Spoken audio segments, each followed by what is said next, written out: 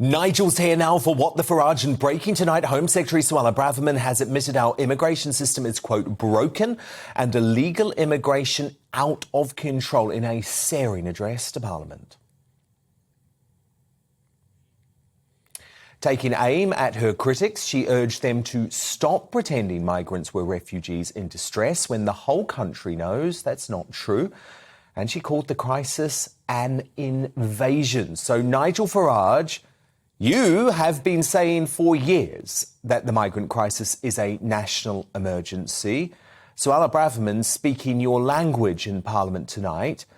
But is it too late now for the government to get control of this problem with already 40,000 arrivals this year alone? Well, huge damage, Dan, has been done already, but it was nice to hear some Farage language in Parliament today. I said before, had I been a Tory MP, I would have voted for her to be the leader of the Conservative Party. She's the only one.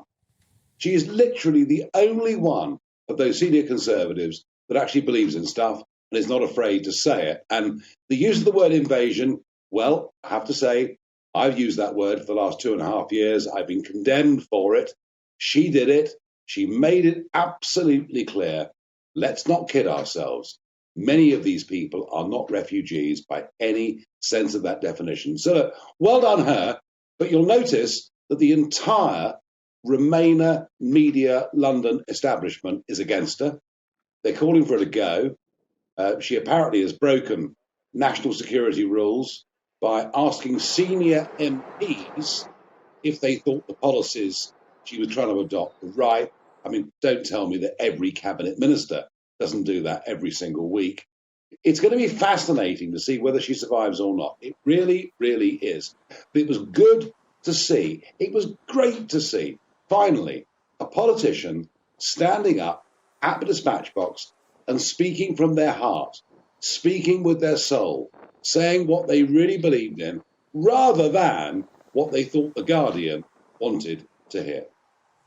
I couldn't agree more, Nigel. I guess the issue is the Tory party totally divided on this issue. So many wets in the party, Nigel. They just don't have the stomach for the fight. I mean, have a listen to what Sir Roger Gale, the Conservative MP, outgoing, said to the BBC, of course, on the Today programme this morning. If someone believed that the worse conditions were, the clearer a signal it would send to people who are not yet in the UK, don't come, because it won't be attractive.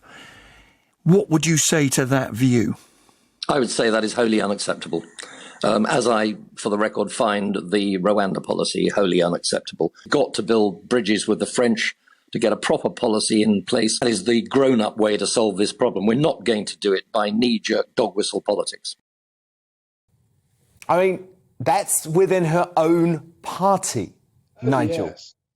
Oh, yes. And actually, later on in that interview, he called for more hotels. Yes, more hotels. Why didn't you book more hotels? Crikey, O'Reilly. Just 2 weeks ago, they were trying to book a castle in North Cornwall, a lovely holiday destination to put migrants in.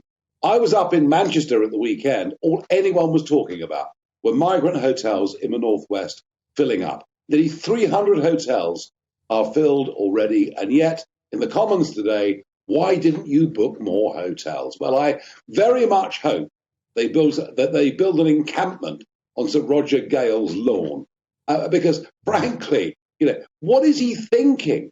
The reason there's a problem at Manston is because of a number of young Albanian men that crossed the channel this weekend. 990 on Saturday, 468 yesterday. Oh, and by the way, they're the ones we know about. An increased number of beach landings. People in the village of Aycliffe.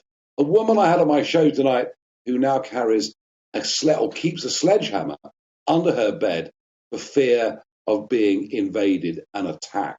This is, and you said it in your intro to me, this is a national emergency that is now spiralling out of control.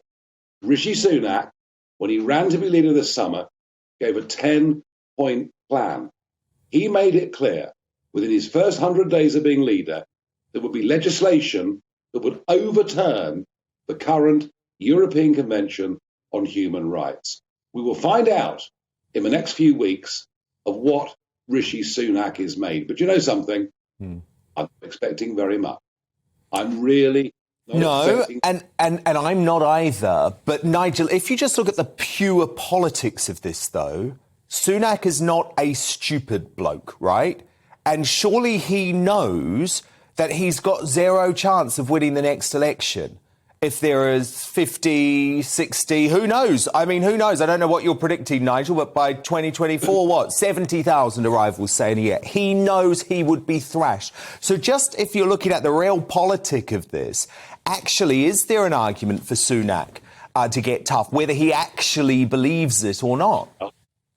You can see a machine gun post 50 yards away. You can know that if there's an assault, your men are going to get really badly cut up by it.